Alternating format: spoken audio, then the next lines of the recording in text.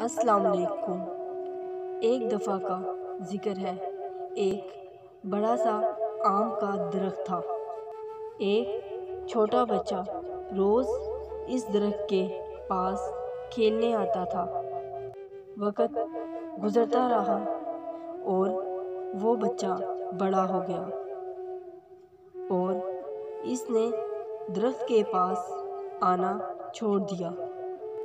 کافی عرصے بعد وہ ایک بار پھر درخت کے پاس گیا اور درخت کو اداس پایا۔ درخت نے کہا، میرے ساتھ کھیلو۔ بچے نے کہا، مجھے پیسوں کی ضرورت ہے، کھیل کی نہیں۔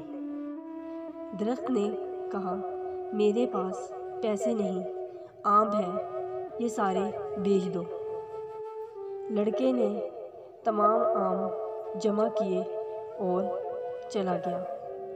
درخت پھر اداس اور تنہا رہ گیا۔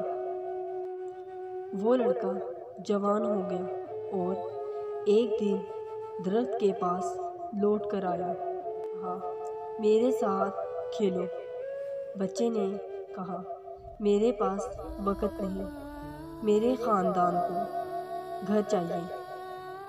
درخت نے کہا، میرے پاس گھر نہیں، مگر میری شاخیں لے جا اور گھر بنا لو۔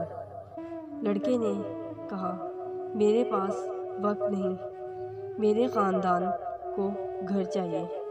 وہ شخص تمام شاخیں کاٹ کر لے گیا۔ درخت ایک بار پھر تنہا رہ گیا۔ کئی سال بعد وہ شخص درخت کے پاس آیا۔ درخت نے کہا، مجھے معاف کرنا، میرے پاس کچھ نہیں سوائے درخت کی جڑوں کے۔ درخت نے کہا، مجھے معاف کرنا، میرے پاس کچھ نہیں سوائے جڑوں کے۔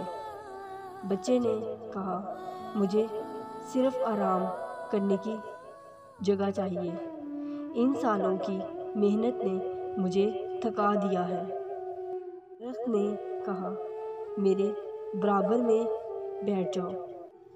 ہمارے والدین بھی اس درخت کی طرح ہیں، وہ اپنا سب کچھ ہمارے لیے۔ ہمارے والدین بھی اس درخت کی طرح ہیں، وہ اپنا سب کچھ ہمارے لیے قربان کر دیتے ہیں۔ کبھی بھی ان کی مہربانیاں نہیں بھولنی چاہیے، انہیں پیار اور توجہ دیں، اور اس سے پہلے کہ بہت دیر ہو جائے۔